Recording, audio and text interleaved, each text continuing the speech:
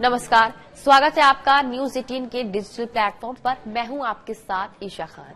सोना, गोल्ड, ये सिर्फ एक धातु नहीं, एक भरोसा है। कभी दादी की अलमारी में रखे गहनों के रूप में, तो कभी किसी माँ की बचत में छिपे सपनों के रूप में। लेकिन आज वही सोना दुनिया भर के बाजारों में तूफान मचा रहा है। 3 साल में 180% का उछाल।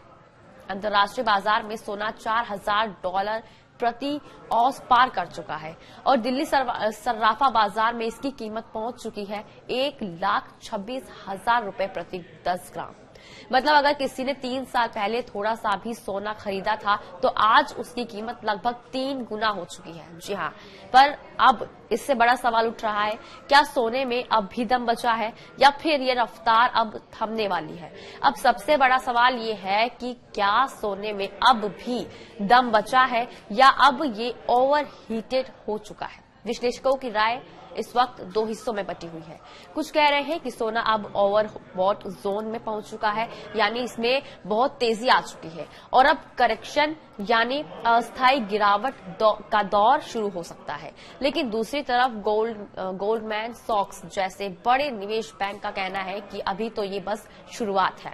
उनका दावा है कि 2026 के अंत तक सोना $4,900 प्रति औंस तक जा सकता है। अगर ऐसा होता है तो भारत में सोना लगभग $1,37,000 प्रति 10 ग्राम तक पहुंच सकता है।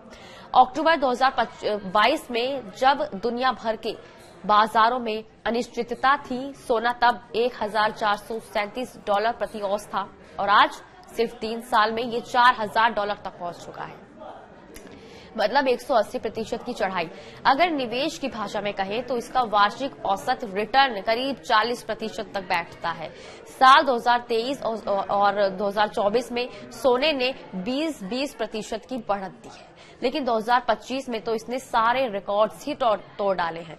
सिर्फ इसी साल के अंदर सोना 50% तक बढ़ा है।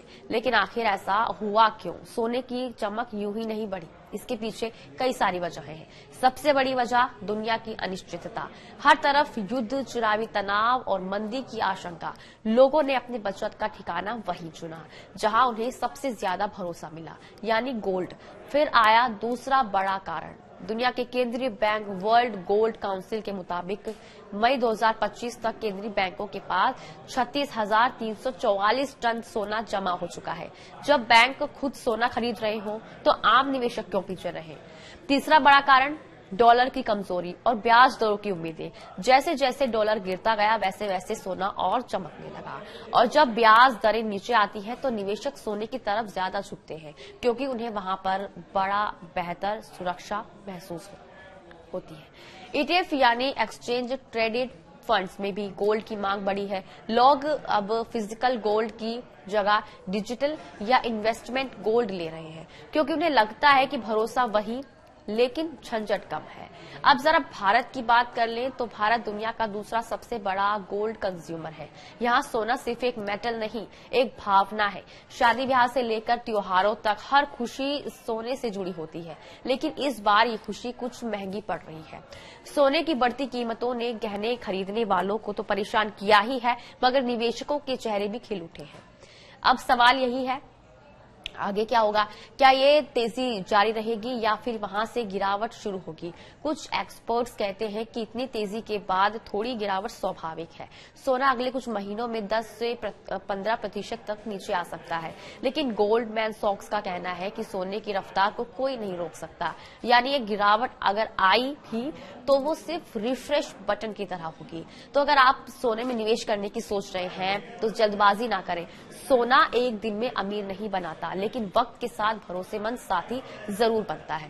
बेहतर है कि आप इसे धीरे धीरे खरीदें, हर महीने थोड़ा थोड़ा, जैसे SIP में करते हैं। डिजिटल गोल्ड या गोल्ड ETF एक अच्छा विकल्प हो सकता है, क्योंकि इसमें टैक्स और मेकिंग चार्जेस का झंझट नहीं होता।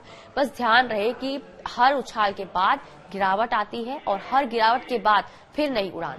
सोना हमेशा यही करता आया है, कभी थमता नहीं, बस चमकता रहता है। और इसी के साथ आज के लिए बस इतना ही। नमस्कार।